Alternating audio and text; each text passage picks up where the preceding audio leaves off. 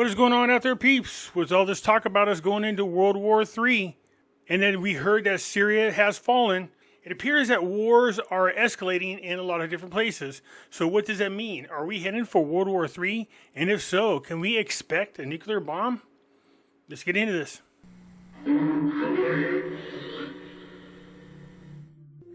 What is this war that people have been asking me to ask you guys about? There's been a lot of people getting spirits telling them that there's going to be some sort of war.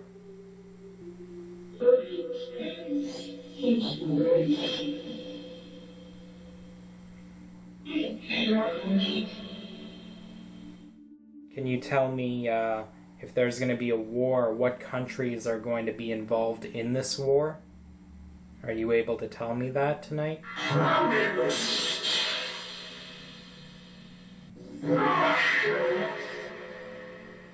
Russia.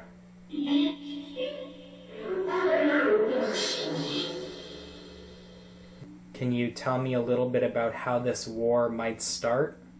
Is that something that you're allowed to discuss with me tonight?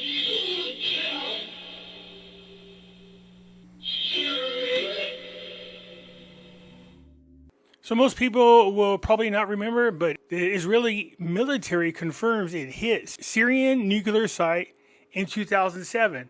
Because I had a debate with somebody, and they were saying there's no nuclear sites there. And I go, there used to be. And because you can't see them, that doesn't mean they're not there. And I'm going to show you what I'm talking about. Yes, Syria has a suspected underground nuclear facility in Al-Qusayr.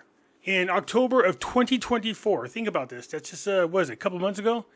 The Institute for Science and International Security, ISIS of all names, found that multiple strikes likely occurred in the three main buildings at Al-Qusayr that provided access underground. There were also two bomb craters in the area, including one center of the facility entrance security checkpoint. So the activities, here's what was going on.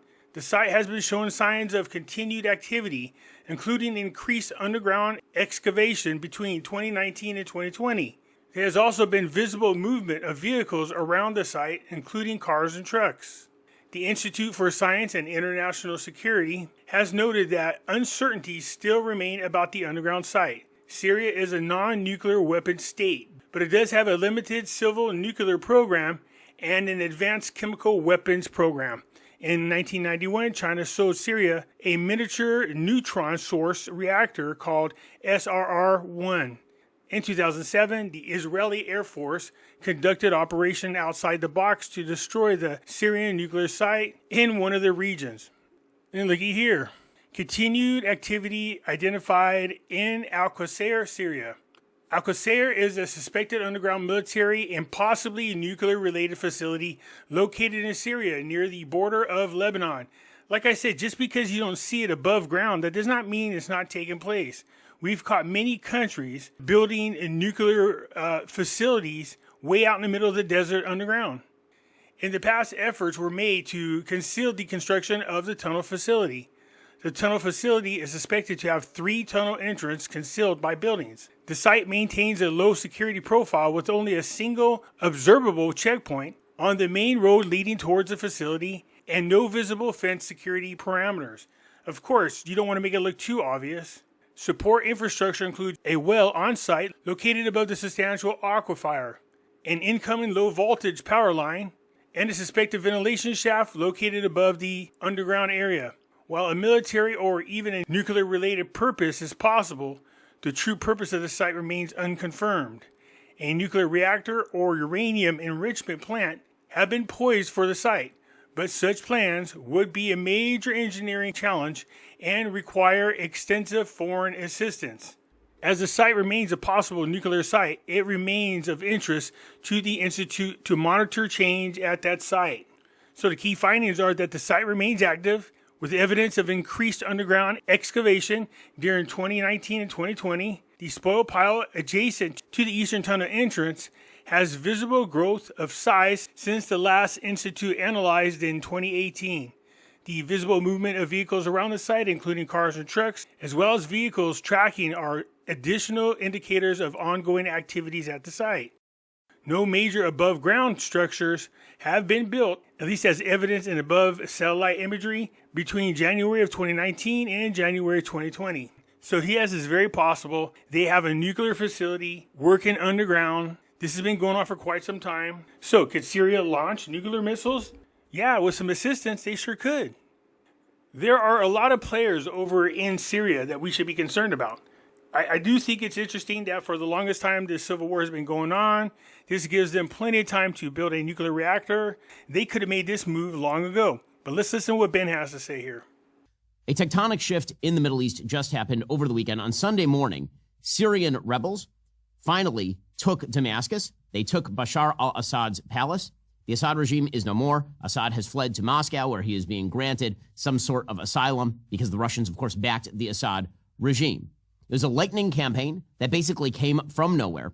I want to show you a couple of maps so you understand exactly what's going on. Because when we talk about what's happening in Syria, what we have to understand is that Syria is an artificial creation post-World War I by the West, by the French, by the British. And because of that, like many other states in the Middle East, it is unworkable and has been unworkable for a very long time. You have a large number of groups of various religious belief systems, many of them unbelievably radical, many of them terrorists, all fighting one another. And the Assad regime was a secularist Ba'athist regime, like Saddam Hussein, with a wild left-wing view of economics. Essentially, it was just a fascist dictatorship engaged in mass human rights abuses at scale. Over the course of the Assad regime, some 12 million Syrians were displaced. Many of them ended up in Turkey. Many of them ended up in Jordan. Many of them ended up in Europe. The Syrian refugee crisis had massive ramifications for European politics. And that was driven by the civil war that happened in Syria between 2011 and just ended over the weekend, 2024. Although, as we'll see, I think the civil war is likely to continue for a long time to come because this is an unworkable patchwork of various groups in various areas of the country. But we'll start with the actual region because in order to understand what's going on in Syria, you have to understand that there are a lot of hands in Syria, a lot of different countries, a lot of different interests who had their hands in Syria. So let's look at the regional map of the Middle East so you understand where Syria is placed on the map. So the regional map of the Middle East, you will see that Syria is located alongside the Mediterranean Sea. It stretches all the way from Iraq in its east to the Mediterranean Sea in the west. The sort of southwestern border of Syria is Israel. The very tip of the southwest part of Syria borders Israel.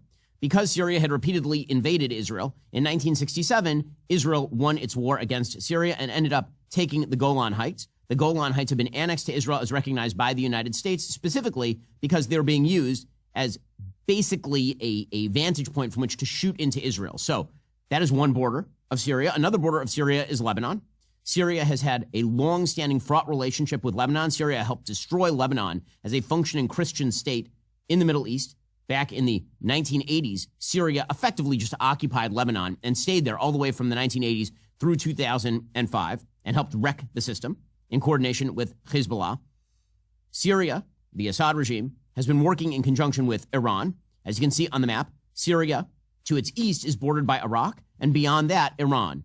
And so Iran had a large, influential swath of land, basically a Shia crescent of radicalism that stretched all the way from Iran across northern Iraq through Syria and to Lebanon. This giant chain of Islamic terror pushed by the Shia regime.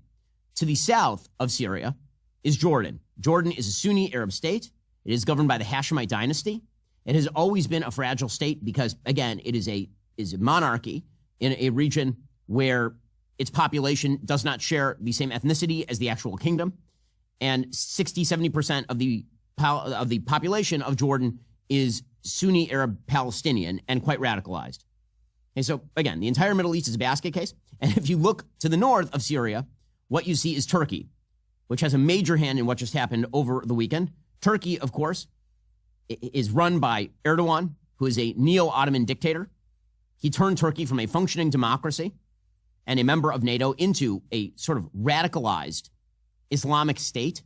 Not in the same mold as, say, the Taliban or in the mold of what's about to happen next in Syria, but in his own methodology, it is a militant Islamist state that supports Hamas and that was supportive of many of the rebel groups that just drove their way through Syria. Okay, so that is where Syria is placed on the map. And because you can see its juxtaposition to all these places, you can also see there are a lot of interests involved. So, for example, the Russians, very, very interested in Syria because they wanted to secure ports on the Mediterranean Sea in Syria, which they actually did with the acquiescence of the Assad regime. So among the foreign players who were involved in Syria, Iran, which was using it as a thoroughfare and propping up the Assad regime, Russia, which was using it as a base and propping up the Assad regime, Turkey, which did not like the Assad regime, and also was attempting to make its own incursions into Syria because a lot of people in Syria are Kurds, and the Turks don't like the Kurds in the same way they don't like the Armenians. And so they've been attempting to kill the Kurds. In fact, in the middle of all of this chaos in Syria, they've been launching airstrikes on civilian areas in Kurdish areas of Syria. And the border of Israel, Israel wants to defend itself and make sure that it is not the victim of yet another land incursion from Syria. So Syria, as you can see, geopolitically is just a mess. Okay, that is not even getting into the internal politics. That's just where it is in the Middle East. Okay, now we get to the situation in Syria today. So the map of Syria today shows that it is split into a bunch of different territories. So as you can see from this particular map, and this one comes courtesy of the New York Times, a fine map, this map shows a series of separate territories. So you have certain opposition groups that are in the south of Syria, bordering the Golan Heights and bordering Jordan. Some of those are radical Sunni Islamists. Some of those are Druze. Druze are a different group who are, again, Sunni, they're Sunni Muslims, but they tend to be significantly less radical than many of the other Sunni Muslims in the area. Meanwhile, you have the main rebel coalition, which is located in the northwest of Syria. That main rebel coalition is run by a person named al-Jolani. As we'll get to in a moment, al-Jolani is in fact a radical and probably an Al-Qaeda and ISIS-affiliated terrorist. He certainly was in his past. He probably still is. That is the main rebel coalition. He was backed by the Turks because, again, he is up in the north. He was backed by the Turks. Meanwhile, if you look to the northeast, you'll see that the Kurds are in control of a large swath of that area. That didn't used to be under the control of the Kurds. That used to be under the control of ISIS. ISIS was very much located in that area. There are prisons holding tens of thousands of ISIS prisoners in those Kurdish areas. So after the Assad regime fell, the United States has been launching airstrikes in these ISIS kind of hotbeds in the Kurdish area of Syria in order to prevent ISIS from reconstituting. As said, it's a complete mess. Turkey, as you can see from this map, also has taken over huge swaths of the north of Syria. Okay, so that is the map of Syria as it currently stands. So now I want to go through what has happened over time with these various forces.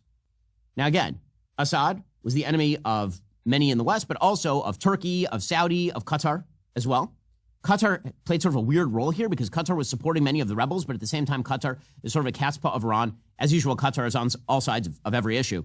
In August of 2012, Barack Obama, then president of the United States, famously suggested that if Bashar Assad used chemical weapons on his own people, meaning Syrians, that would be a red line that would result in U.S. backing, heavier U.S. backing for the Syrian rebels.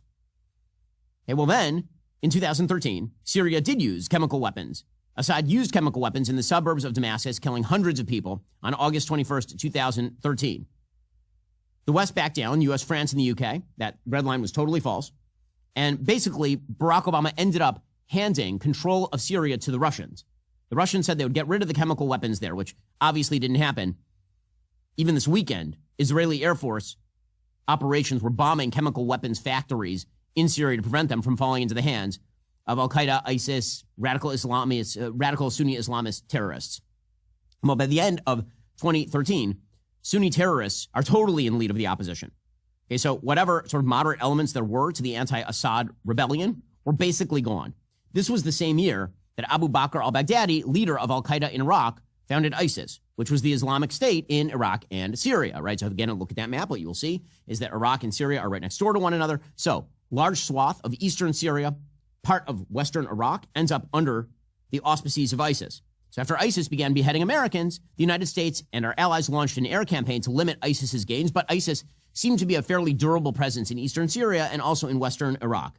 So as you can plainly see, there are a lot of interested groups in what's going on in Syria. Depending on who's behind, whether or not there is an actual nuclear facility that has been built underground, and depending on who grabs control of Syria, And if it's American hating people, there's a good chance if they find a facility or know about the facility and there is a nuclear bomb, we possibly could be looking at them being launched from Syria. Anyways, that's it for now. I'll get back at you later. I'm out.